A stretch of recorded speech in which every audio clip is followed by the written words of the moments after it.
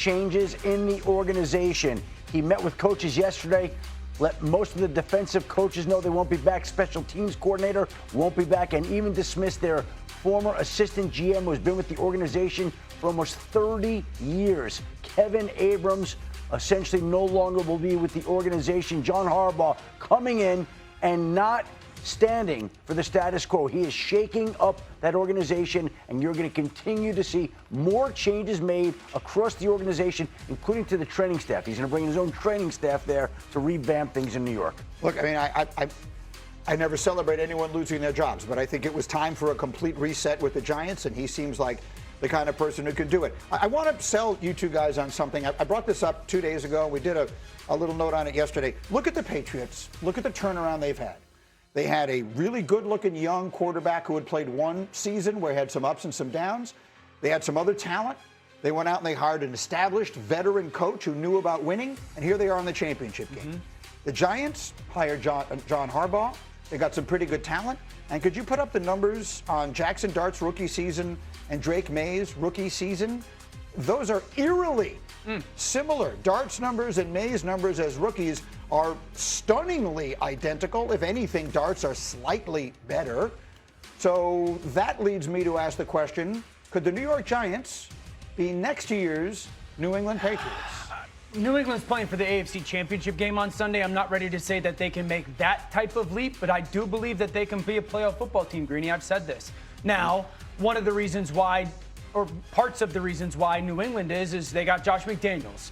He's one of the best play callers in the last 20 years in the NFL. So can John Harbaugh bring in a person like that for Jackson Dart? Two, they brought in Stephon Diggs, and Steph has been unbelievable for Drake May. Now, Malik Neighbors is sensational, but Steph's veteran and presence and the experience, I think, has paid off. So if you can get those two, at least parts there, yeah, I think you're going to see a huge jump from Jackson Dart. And I do believe that this team in New York is closer to relevancy than the public perception.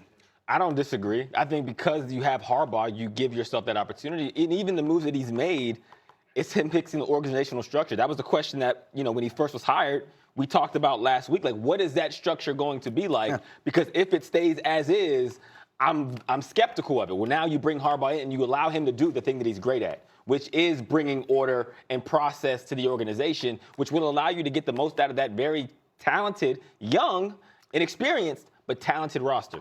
This is why it took them as long as it did to work out the contract, because he wanted to have the control to do whatever he wanted, because he recognized and believed that this organization had been in disrepair and it was time to turn it over. Yeah. That's what he's doing right now. Okay, so we'll see who he gets as his offensive coordinator. That's obviously a big one. Back to running the hurry up. Shefty, we've got a situation in San Francisco. John Lynch essentially ended the San Francisco career of Brandon Ayuk yesterday, saying that he will not be back with the team. The only question now is, do they trade him? Do they release him? And I would think that they'll find a trade partner with all the teams in the league that need wide receiver help. I'm sure they'll have to eat some of the contract. But Brandon Ayuk, that whole drama from a couple of summers ago, that turned out to be one of the worst contracts in franchise history. They'll move on from it this offseason. He has played his last snap for the 49ers. Okay, so that's obviously a terrible situation. Let's move on to the last one, because I think this is maybe the most interesting. The Steelers coaching search. They haven't had to do one in 20 years. What's going on? We have always seen the Pittsburgh Steelers hire young, defensive-minded coaches. And yesterday, they had an older, offensive-minded head coach, Mike McCarthy, who's from Pittsburgh, who would love nothing more than to go back and coach the Pittsburgh Steelers. And while he does not fit the profile of any recent head coach that they've hired, he does qualify and he does bring certain attributes that would help this organization. And he is in play for the head coaching job. I'm not saying he's going to get it, but he's definitely a strong candidate. And here's the thing with the Pittsburgh Steelers that you have to remember. Right now, they are in something of quarterback purgatory. They're in a division with Lamar Jackson and Joe Burrow in a year where they don't have a high draft pick. They're not drafting one there that they could play. There aren't a lot of free agent quarterbacks available, not a lot you could trade. What are you doing? So if you hire Mike McCarthy, maybe, just maybe, they've been open to bringing back Aaron Rodgers. Maybe that enhances the chances that they could have a reunion between Aaron Rodgers and Mike McCarthy. You're not the only one thinking that way. McCarthy got this endorsement from former Steeler quarterback Big Ben Roethlisberger for the exact same reason. Listen. Mike McCarthy is an offensive-minded veteran coach, guy that's been there, done that. He has Pittsburgh ties, so he understands the Steeler way and what it is to be a Steeler and understands the Rooney family and how it works and all that kind of stuff. Downsides to potentially that is how long would he keep coaching for? The potential positive side to him coming in here would be the potential of Aaron Rodgers coming back, right? They have a relationship together. Now, I don't know what the relationship is, but sure. I assume that it's good enough. They won a Super Bowl together.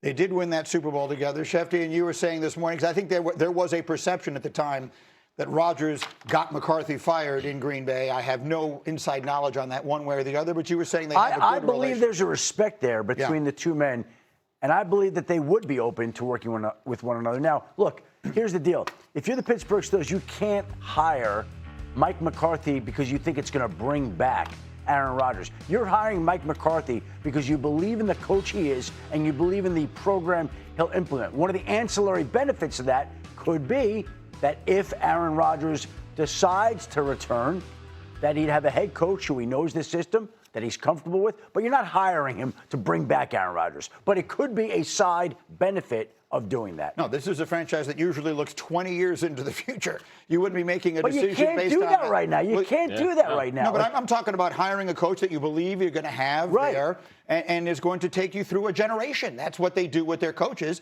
not someone who's going to bring back a 43-year-old quarterback. But they need somebody that can help get them to the next quarterback while these other teams in the division have a quarterback. And so Mike McCarthy might decide he might fit that bill. Hiring Mike McCarthy and bringing Aaron back would be the worst decision Pittsburgh could make. The worst? The worst. The worst. And that's not an indictment on each of them or either of them individually. Mike McCarthy's a really good coach. Obviously, Aaron, one of the all-time greats. What are we doing, Pittsburgh? To hire Mike McCarthy and bring Aaron back is going to place you quite literally in the same position you're in right now in January of 2027. I said this when they made the moves last year. They're in the worst possible place. You just reiterated that, Schefty, because they're going to be good enough to win 9 or 10 games, and they're not going to be bad enough to finally get a quarterback. That would be a disastrous thing to do for your future. Yeah, it's absolutely more of the same. I mean, but you got to think about it from the Pittsburgh Steelers' perspective. And I'm not saying it's the right thing to do because it does seem like a lateral move for a lot of reasons. I would call it a bridge head coach is what it feels like. When you've heard the term bridge quarterback, it's like at least 62 years old. He's not going to coach for 20 years. So 5 to 10 years is your version of a bridge number one. So you're not going to get that. He's not the young defensive guy that like they talk about. That's been their process. It's not going to happen. But the fear is that they either make this decision wrong or the candidates they do see out there don't live up to that standard, and now they're stuck as an organization in a place where they've never been before. Or where they've been for 3 years now, it feels like. Aaron's going to play good enough football where you're going to get 9 wins, 10 wins. You're going to be picking 20. Mike McCarthy's a good enough coach that you're going to be relevant in every single game and you're going to compete in every game. But you're going to be in the same place. You're willingly choosing to just cycle through the same process. So who is that? I mean, if you're looking for a quarterback, Schefty, at this point, what kind of options do you have? Well, Malik Willis is going to be a free agent quarterback. But again, we've got a whole pack of brain trust in Miami. They would figure to be in play for him. He can't play for everybody. Okay, and you've got Kyler Murray, who's going to be on the trade market, Tua Tagovailoa, who's going to be on the trade market. No one seems excited at this table. It gets cold in Pittsburgh. I'm from there. You could bring Justin Fields back if you want. They actually wanted him back. There are worse options right now than Justin Fields. Well, so that maybe that in and of itself tells you everything that you need to know. As we continue, top of the hour, back to the Buffalo blame game.